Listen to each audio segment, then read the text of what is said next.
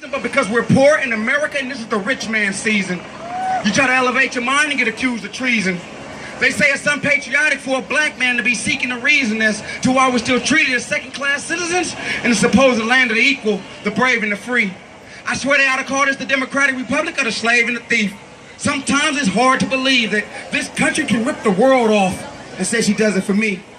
See, if it wasn't for we, they have to pay their own folks to sell crack. But us, we do it for free.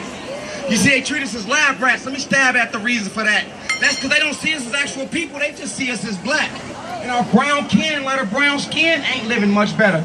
They're still treated as slaves in their own land in the name of democracy unfettered. The richest nation on the globe, raising a generation unlettered. And it ain't no coincidence that our school systems lack, but we're number one in defense. You see, smart populations ask real questions, so they're keeping us dense. Just smart enough to go to war. Playing a deadly game or shoot first, but ask questions never. This world is slowly becoming hell. Just take a look at the weather. We're suffering catastrophes. It's blasphemy the way these presidents act, see? But if you don't consider him the sovereign ruler of mankind, well, then you're under attack. But then he calls those terrorists and decide they want to fight back. But Israel seems to be in bed with the devil. How cozy is that? I'm curious as hell, even nosy. In fact, I'd love to get my eyes on some classified facts, some military memos and agendas on official Pentagon facts that possibly help explain why this nation, which claims to be so democratic and free, won't let no other country choose who they might want to have lead.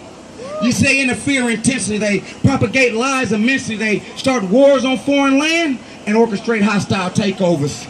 I'm crying foul from a cage because America needs an immediate makeover. They say our days is numbered. I wonder just how many the world has left. Don't want the clock to stop with me stuck in a box because I won't get to hug my babies goodbye. And I ain't George Jackson, but I got blood in my eyes. You see, my pupils is bleeding due to atrocities witnessed. My eardrums is welling because of the cries I've heard. If I'm alive when this revolution kicks, I'm getting up in it, and that's my word. I just hope by then there's enough of us left to put a dent in this system. And I know it's going to be hard to keep operations clandestine in a world full of so many snitches. You see, I done been in courtrooms 1,000 times, but never once as a witness. But most of my crimes was against my own kind, so I wasn't always on America's niggas to get lists. But I wish I was alive when the Panthers was active.